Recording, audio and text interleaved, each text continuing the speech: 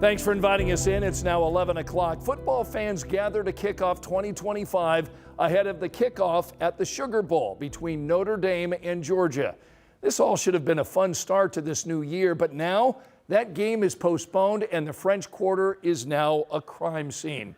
We've got team coverage for you tonight at 11. Dominic Miranda is in New Orleans, and Chase Howell is talking with law enforcement experts about the work sorting out these complicated investigations. We'll hear from both of them in just a moment, but let's begin tonight with a quick breakdown of where things stand right now. Investigators identifying the suspect in this attack as 42-year-old Shamsud Din Jabbar from Texas, a U.S. citizen and an Army veteran. But they don't believe he is solely responsible. The FBI tonight now looking into the possible affiliation with terrorist organizations. Investigators say there was an ISIS flag on the back of the truck used in that attack. Again, New Orleans police confirming at least 14 people killed, the suspect also dead. So we have a lot to unpack for you tonight. Let's start with Dom. He's experiencing the aftermath of this attack firsthand. Dom? Quite the surreal day here in New Orleans, Louisiana. Just under 20 hours ago, an act of terror leaving 15 dead and dozens more injured. It happened right here behind me in downtown New Orleans, the corner of Bourbon and Canal Streets, leaving locals, people here in New Orleans, wondering about their safety and leaving fans heading to the Sugar Bowl that's also in town between Notre Dame and Georgia, having to adjust their plans as they head to the Superdome. This morning, my wife knew we were going, and she saw the news, said, "Oh my God, what happened in New Orleans?"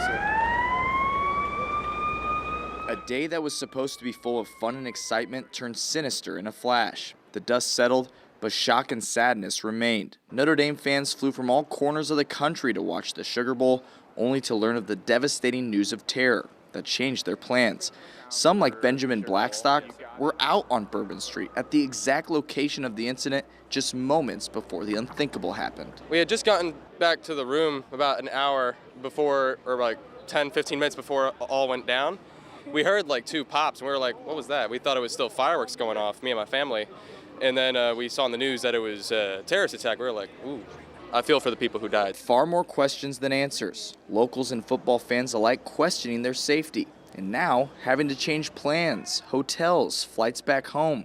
Some more affected than others. An incredibly unique situation surrounding the college football playoff quarterfinal between Notre Dame and Georgia. But there was a lot of people at the hotel that left that didn't get to watch the game. They were going to leave. The hotel just cost a little bit more money to extend the room, but overall wasn't that bad, but it could have been much worse. A football game certainly an afterthought in the grand scheme of what transpired on this New Year's Day, marred by a senseless tragedy casting a cloud over an otherwise vibrant city. You know, fans and locals we spoke to throughout the day today were saddened, in disbelief, in shock, even angry about the events that transpired today, and why wouldn't you be?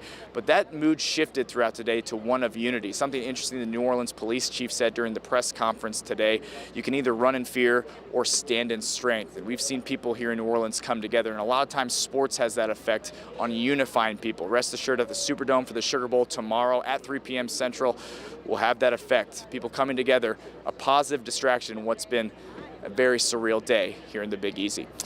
Here in New Orleans, I'm Dominic Miranda, 13 Sports. All right, Dom, thanks so much. And tonight we're hearing from the president of Notre Dame. He issued a statement saying, in part, our prayers are with the family members and loved ones of all those impacted by the terrible attack in New Orleans early this morning. We also pray for all those injured and extend our deepest gratitude to the brave first responders who risked their lives to protect others.